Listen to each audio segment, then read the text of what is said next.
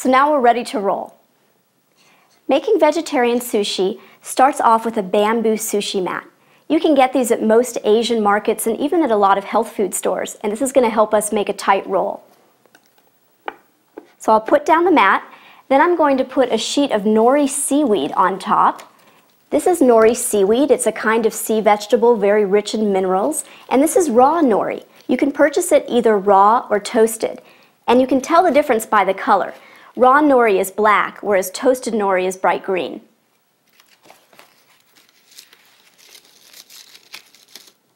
So I'm going to lie the sheet of nori down on my mat, and now I'm going to begin layering ingredients. The first thing I'm going to put down is a little bit of that mellow white miso.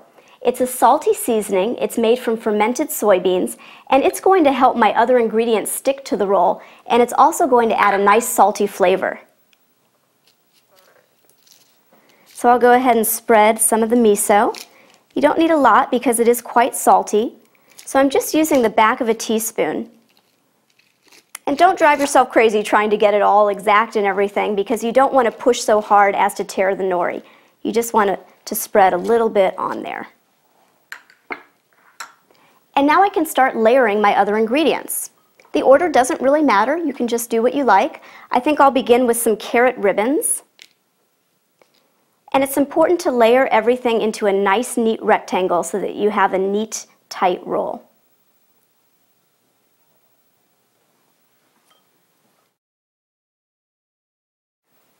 Make sure you go all the way to the edge of the nori so that when you do roll it, you'll have a little bit of carrot peeking out, and that's going to look nice. I am, however, leaving about a ½ inch margin in front of me. I'm not going all the way to the front edge because I need something to hold on to when I end up rolling.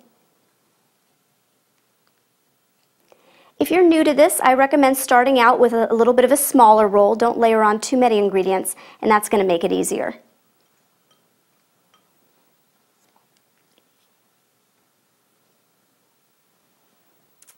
Now I'll put down some of the cucumber slices. Again, going all the way out to the edge.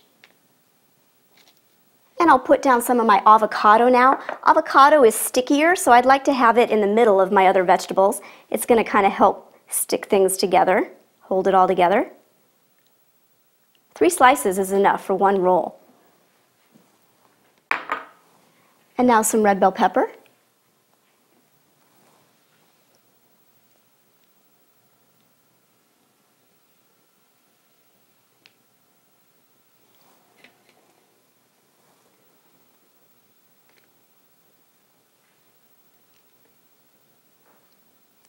And then finally, I'll put some knot tuna pate on there. Remember our knot tuna? So this is going to be a rolled entree using knot tuna. I could stop here and make an all veggie roll, but I'm going to make this roll extra rich and special with some of the pate. It's easiest to shape this pate on top of your rectangle of ingredients with your fingers.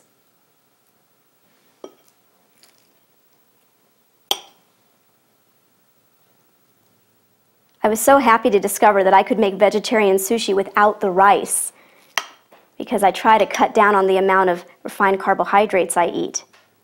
And you really don't miss the rice in this dish.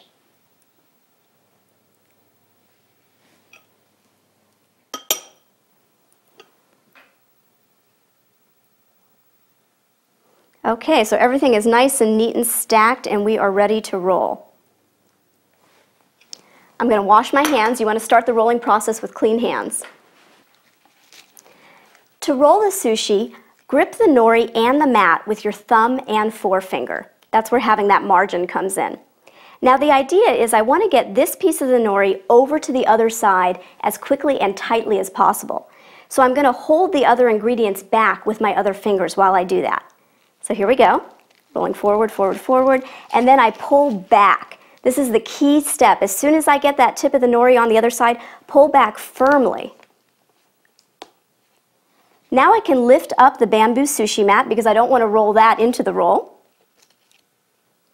And I'm just going to walk it forward. I've already completed most of the roll with that first pulling back. This is just finishing it off.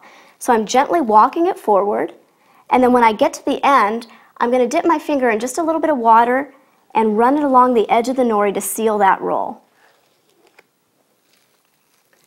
Then I can complete the roll. You can give it a little squeeze here if you want, just to tighten it up. We'll unveil it.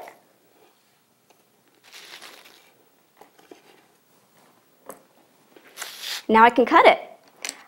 You can use a chef's knife. That's just a 7 to 10 inch knife to cut your roll.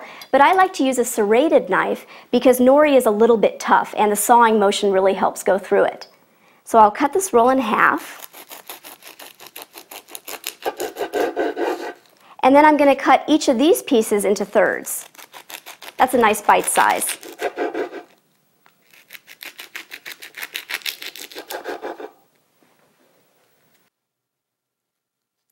So between stacking, stuffing, and rolling, you've got your entrees covered. And this is a delicious gourmet roll called California rolls.